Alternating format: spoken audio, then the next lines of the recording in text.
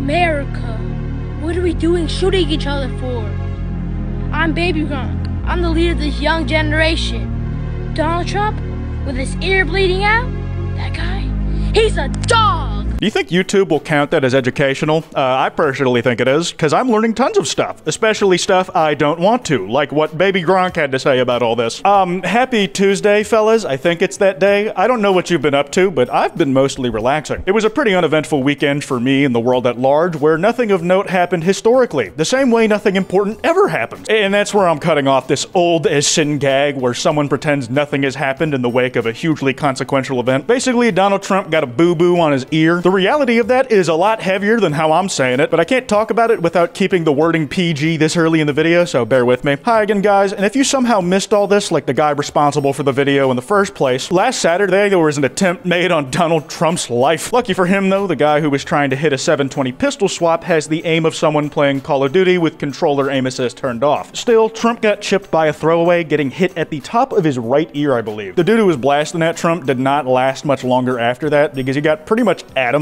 when the Secret Service realized where he was, from my understanding. Trump was on his feet in just a few seconds, trying to get some good angles for pictures while the Secret Service was trying to haul his ass out of there. And I can't lie, it's a pretty good photo. Trump is bloody, looking up at the sky, fist raised, and the American flag waves looming large in the background. Apparently the guy who took this picture was also there when the dude threw his shoes at George Bush. The composition is so good, it feels like this could have been staged. I personally don't think it was, but we will get back to that. I don't think it's gonna be a surprise to any of you when I say that I don't like Trump at all, but even I can recognize that this image serves as an exceptional piece of propaganda. That said, the one flaw is the flat white square on the left, which made the sky look like there were Minecraft clouds floating around. The entire event was one of those things where if the first time you heard about it was through someone else telling you, you'd think they were joking. Then they would not say /J for a while, and the bit would go on a little too long, so you sit up a little straighter when you realize, oh shit, he's not joking. I think I was suitably in shock myself. I did my own quote tweet saying that we were screwed because Trump was for sure winning the election because of how hard this picture of him goes. I'll admit that was a knee-jerk reaction with some pretty intentional hyperbole on my part. I was being dramatic about the wording because I find the idea of someone winning a presidential election because somebody took a picture of them at a good angle to be funny in concept, but also because it's not really true and has been an inconsistent tell throughout history. Teddy Roosevelt got shot while he was out on the campaign trail, and that story gets told a lot as him being raw as f,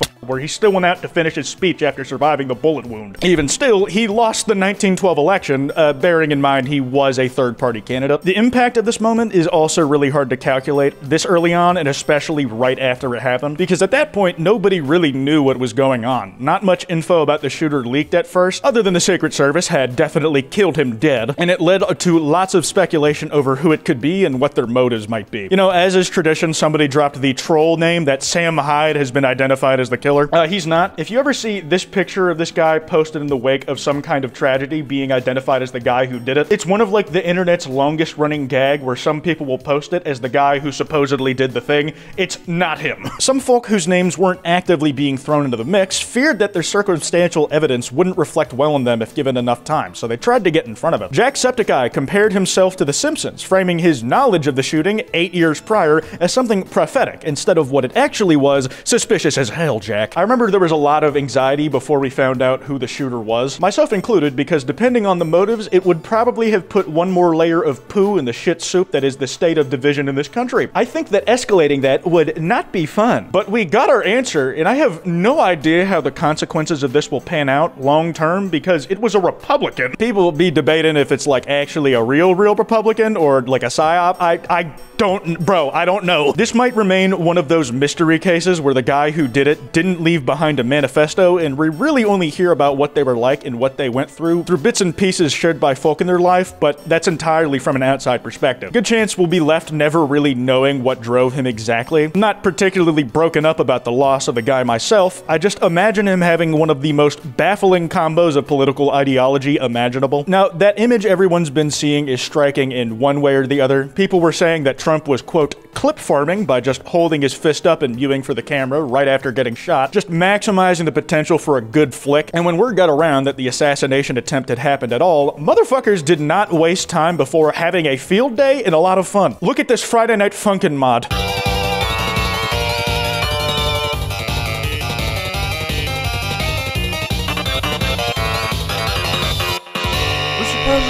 up! That was truly a legendary night of Twitter shitposting that I don't think I will be forgetting anytime soon. In large part because of the real consequences of this moment that are yet to be seen. For some reason, I don't think anybody's views this as the point where things are just gonna start calming down outside. You got my goat, Tony Statovsky. I'm so sorry about what I just did to your last name. Coming out as the first one to make the 50 Cent joke where Trump got shot and lived, so he's gotta feel like 50. Then this hip-hop Twitter page I followed called Tervis Scoot made a slap-together edit of Trump's face on top of the Get Rich or Die Trying album cover. Then the same fucking day that Trump got lead scent thrown his way, 50 Cent is already in the club performing Many Men with that dopey Photoshop behind him. The main thing I'm kinda confused about is if Trump actually got clipped by a bullet or if it was shrapnel from something that the bullet hit scraping his ear. Either way, the effect of the imagery is pretty much the same and was not gonna stop people from making jokes about Trump getting hit in the ear. Trump waking up.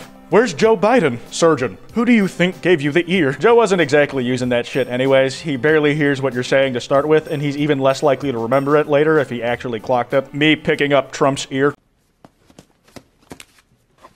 That was by no means graphic, but the chewing noises being associated with the crunching of an ear are now something that I can never unimagine. In the wake of it all, even Joe Biden was putting out statements about how there's no place in America for this type of violence. And I mean, that checks out. We already know he's pretty chill with violence outside of America, so not very reassuring, but apparently the whole scenario prompted Biden to chat with Trump. According to Popbase, my #1 most trusted source on all things politics, Biden and Trump have talked on the phone, the White House says. This has effectively revived the somehow healthy community of people who believe Trump and Joe Biden's relationship to be one of doomed yowie. OMG, who do you think broke no contact? They're so fucking messy. Can you even imagine what that call would be about? I can't imagine Joe doing much beyond saying, you good? And Trump would eventually land on a ramble that communicates the general idea of the answer being yes. Other people have speculated differently though, that's for sure. Not only in the content of the conversation, but also the position each person would be in while talking on the phone. They were laying on their tummies, twirling the phone cord and kicking their feet, the White House confirms. They're at the who did this to you stage in their enemies to lovers storyline. They definitely bantered about who should hang up for like 5 minutes. No, you hang up. No, you first. This person kept adding new lore to their thread about this until the well of likes had dried up to less than 1,000. I'm starting to think they were thinking up the details of the scenario as much for their own personal fulfillment as they were to try and get more Twitter likes. I respect the grind though, man. Work-life balance. That as a scenario though is hitting a little too close to home in regards to that Omegaverse parody of Donald Trump and Joe Biden, where Trump is Biden's polyamorous top. If you don't know what the Omegaverse is, sorry, I'm either making you remember what these things are or making you learn about them for the first time because somebody's got to suffer how I did to make this video. I don't know how, but this entire event has just somehow looped back into the trappings of archive of our own and fandom culture on my side of Twitter. I don't know what that says about me. I don't think I want to know. It's pretty literal in some cases. This is a fanfic by Anonymous called I Missed. No beta, we die like Donald, wait. And the description is just Izuku has to shoot Donald Trump. I reckon I could guess in one how that fanfiction ends. Art imitates life. There were a number of posts of people putting their favorite fictional characters in a hypothetical situation on how they were the ones who fucked up the whole mission by missing the shot. Like Mordecai and Rigby look scared out of their goddamn minds here. There's not even any context given. The presence of guns in the image at this exact moment in history makes it really clear and really funny exactly what job Benson gave them that they botched. I can only imagine the original author was worried that it might seem like they know too much and get a knock from the Secret Service because of it. I don't know if sharing the AU concepts people have made for how this whole thing could have gone differently if a different person was in charge of the job. These grounds for a visit from the Secret Service, so to any feds watching, I am only a messenger relaying some of the historic and zany stuff going on right now. Among the cast of characters people said wouldn't miss, you got people saying fictional characters like Katniss Everdeen, specifically a skeleton from Minecraft. I can agree, that would be more reliable. Feels like they got aim tracking on me all the goddamn time. But also, they would have instances of their favorite celebrities using some sort of projectile at any point, like Taylor Swift patrolling her Rhode Island house with a water gun, and Ariana Grande specifically in the Break Free music video, where she comes fully equipped with missile tits. Some people, though, to meet their goals, don't look to people who don't exist and never will exist, or to versions of their faves that only exist in music videos. Instead, they look back to the past, to people that at one point did exist and made shit happen. I wasn't gonna drink tonight, but man, I'm missing John Wilkes Booth like a motherfucker. And while I think this joke is funny, I think you're giving that guy way too much credit. Who you really want for the job is Lee Harvey Oswald. That dude hit a moving Kennedy with ease. Meanwhile, John Wilkes Booth was literally point blank behind Lincoln in and the top hat guy didn't die until the day after, all because John whiffed the goddamn shot. John Wilkes Booth is a highly overrated presidential assassination draft pick, and it's comments like those that may mean I am walking way too close to the fire right now. There has been an ideological argument of how exactly we should be discussing these events. Some people think this thing was staged. Like I said, I don't know, but I don't think so. And there's commentary on how people should talk about any potential conspiracies around this event as a whole for the matter of personal safety. It's a good time to not publicly tweet your thoughts on here. No one needs a door knock right now. You should absolutely be tweeting every joke that pops into your head right now. Overwhelm the FBI and Secret Service. This is how we win. That is a quote. To any federal enforcement watching, these are other people's words I am simply relaying to the viewer. That way they have a more holistic picture of the state of discourse. What I will say, and I'm not joking about this, is I know someone who has gotten visited by the feds for tweeting some fuck shit as a joke before. I'm sure they're getting more of those than ever, but I highly recommend you don't play around with that because they certainly aren't going to be playing with you. Now, the one tweet I can ideologically get behind on the matter is this one. You should tweet every joke and conspiracy theory that comes into your head. I need the government to put you all in jail so that I can buy a home in a walkable neighborhood. This may be the only way to live that dream of mine of a 15-minute city in America without going to New York. Now, I need y'all to understand, we have made a few pretty hard pivots during the duration of this video, but we are not out of the fandom firing line yet. I could not tell you why this was somebody out there's first instinct upon the image of Trump bleeding with his fist in the air was, but someone on Twitter asked, can someone make Character Schlatt fan art out of this or something? Character Schlatt would be the fictionalized version of YouTuber Jay Schlatt that he played during the fucking Dream SMP. It was 4 goddamn years ago, bro. Trump was still president then. Why the hell is this shit showing up on my timeline all over again, and why did so many people answer the call? The amount of art styles I've seen the same scene depicted in has simultaneously impressed and mortified me. Like this one by Mischievism is quite nice. It's got cool expression work. Just the placement of Minecraft roleplay characters in the position of the then nearly killed former president is, again, absurd in concept, so therefore funny by default. There are so many of these. We got another one by Killjoyous, who caught me in the act of snooping around researching for this video.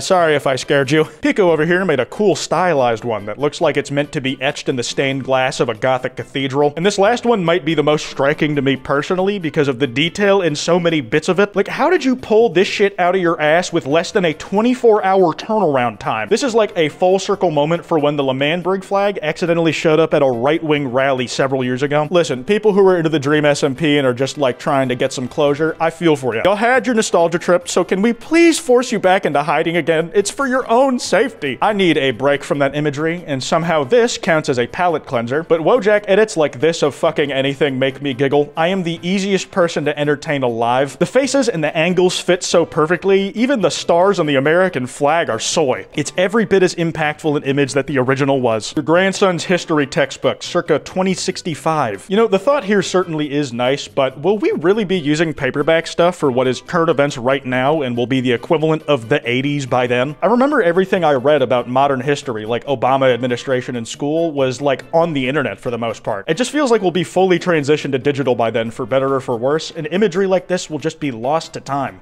an art form dying. I'm wrapping this video up here. I'm sure this situation is going to keep developing and get zanier and crazier, and I am not very qualified to speak on the particulars. Fuck if I know if I'm giving this a sequel, but if you enjoyed this video, be sure to drop a like and subscribe. Anyways, this has been Kwite, and I am